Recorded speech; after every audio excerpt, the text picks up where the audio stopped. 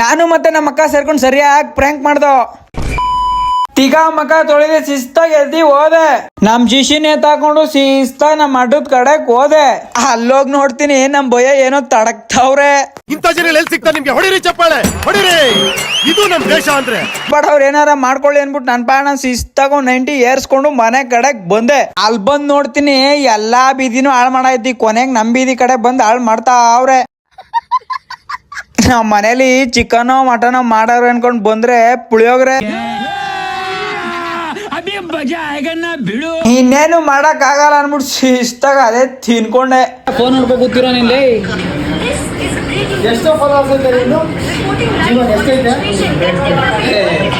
2,000-3,000 ಮಡಿಕೊಂಡು phone ನೋಡ್ತಾ ಇದ್ರೆ ಈಗ 15,000 ಏನ್ ಮಾಡಬೇಕು? ಶೋಭನೆ ಮಾಡ್ಬೇಕೆ? ನಂದೇನು ಕಿತ್ಕೊಳಕ್ಕಾಗಲ್ಲ ಯಾರು.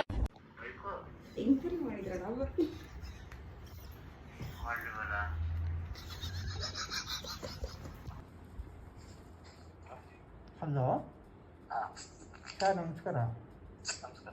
ಸರ್, ನಾವು ಇಲ್ಲಿ ರಿಹಾವಿಂದ ಫೋನ್ ಮಾಡ್ತಾ ಇರೋದು.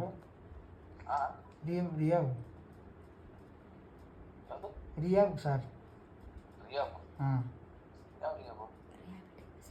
Sir, rehab centre Nagarbhavi sir. Sir, ಅದೇ ನಿಮ್ಮ ತಮ್ಮನ ಸರಿ ಸೇರಿಸ್ತಿರಲ್ಲ ಸರ್.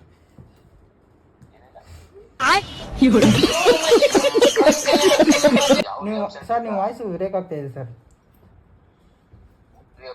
ಮಾತಾಡ್ತಿರೋದು ಸಣ್ಣ ಕಲ್ವ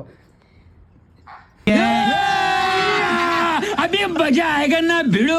ಯಾರೋ ಗೊತ್ತಿರೋ ಮಾತಾಡ್ತೀರಿ, ಕರೆಕ್ಟಾಗಿ ಹೇಳ್ರಲ್ಲ. ಎಲ್ಲಿ ಕಚ್ಕೊಂಡು ಒಬ್ರು ಬರೀ ಇಂಥದೆಯಾ?